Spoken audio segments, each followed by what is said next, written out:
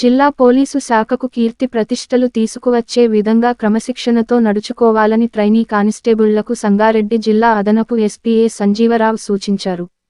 సంగారెడ్డి జిల్లా పోలీసు శాఖకు నియామకమై 9 నెలల బేసిక్ ట్రైనింగ్కు వెళుతున్న సివిల్, ఏఆర్ ట్రైనీ పోలీసు కానిస్టేబుళ్లకు కిట్ ఆర్టికల్స్ను జిల్లా పోలీసు కార్యాలయంలో మంగళవారం అందజేశారు.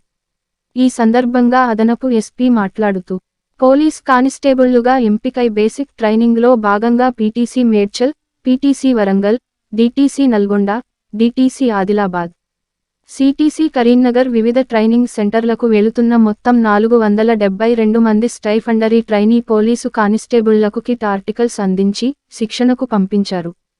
ట్రైనింగ్ సెంటర్లలో క్రమశిక్షణతో నడుచుకుని, అక్కడి ఇండోర్, అవుట్డోర్ ఫ్యాకల్టీ చెప్పిన పాఠాలు శ్రద్ధగా విని, మంచి మార్కులతో ఉత్తీర్ణత పొంది సంగారెడ్డి జిల్లా పోలీసు శాఖకు మంచి పేరు తీసుకురావాలని సంజీవరావు సూచించారు.